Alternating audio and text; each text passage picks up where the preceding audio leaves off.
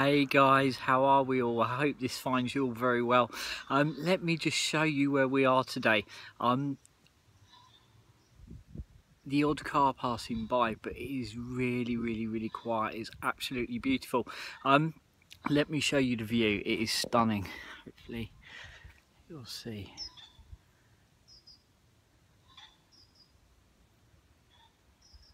And you can see how quiet it is, the odd car passing on the road, but it is absolutely beautiful. Just stunning view. So I'm up in the Surrey Hills today. I rode out towards Leaf Hill. I'm creeping round Leaf Hill. I'm going to drop into Dorking, then climb up onto Box Hill, which would have been out towards the view I just showed you. So lots to share with you. I was having a really interesting conversation with a lady the other day, and we were talking about overthinking, procrastination. We've all had those times where we find ourselves overthinking, which then leads to a sense of almost procrastination. You know, within my own experience, you know, through different times within my life, those times where I find myself overthinking, I'm going to share more about that, and almost procrastinating, is where you're absolutely uncertain. And what it does, it almost brings about a sense of paralysis. It almost paralyzes you to the spot, because what happens is that first level of thought, that first layer of thought almost escalates, and it escalates and it escalates. You would have known that. You would have experienced that, where you take the seed thought and it just grows into something larger, and it grows into something bigger. And I believe at the heart of it, underneath all of that, is a sense of uncertainty, and that uncertainty turns into procrastination. Even recently, I found myself doing that myself.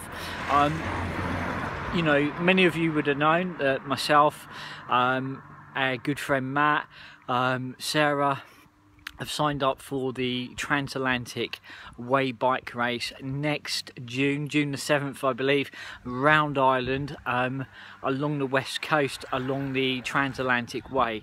Absolutely going to be an incredible experience. But I found myself, after being hugely excited, and then what started to creep in was thought and overthinking. And I think that quite often when we go through times of great change, times of transformation, it's almost like we're being stretched. So see it as like elastic. You're literally being stretched from where you are into change, into transformation. And there's a part of you that feels that you're outside of your comfort zone, you're outside of what is comfortable, you're outside of what is known and what is familiar, and there's a part of you just wants to spring back to where you were, which is comfortable and known. We have a saying in the adventuring world, becoming comfortable with the uncomfortable, becoming comfortable with what is uncomfortable. So, you know, I think that is, from my own experience and from what I was sharing with this lady the other day, is that when you find yourself thinking and then you find yourself overthinking, then you find yourself in a place of procrastination, know that there's an uncertainty there that's creating it. It's something that you are feeling uneasy about, there's something that you're very unsure about, otherwise you would just gently be moving into it. So it can be one or two things. You're either unsure or you're moving outside of what you know, or both. So the thing to do is almost remind yourself is that you're thinking. You know, it's very hard when you're caught with that momentum to remind yourself that you are actually thinking, and then to kind of try to put the brakes on. And look at what you're thinking about. What is the theme? What is at the bottom of it? What is at the back of your mind? What is it that's creating or driving the momentum, driving the thought? And then sometimes what you need to do gently is kind of move away from that and kind of move back into your body. You know, one of the things I love about cycling, what it does for me oh, it's done so much for me. If you kind of look back over my story, and many of you know it, from finding myself literally unable to walk, you know, thinking about, you know, the time where I was sitting on a couch and the thought of walking to the bathroom was so painful that I'd almost dread it. I'd almost leave it to the last moment because the pain that it would bring.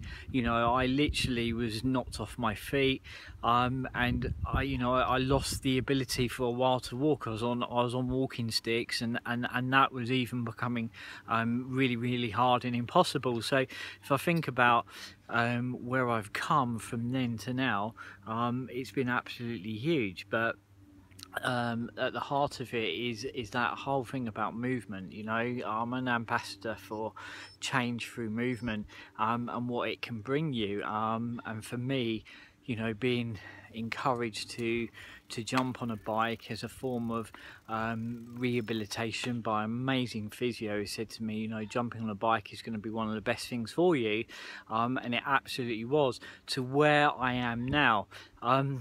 So it's been very transformational. You know, it's brought about a huge level of transformation and change.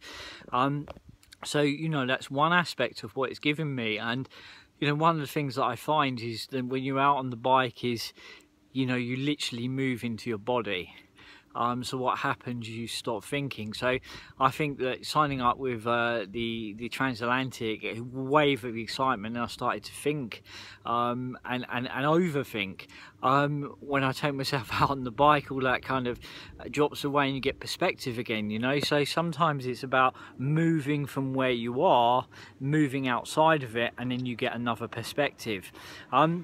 So, you know, lots to consider, but really exciting time for us.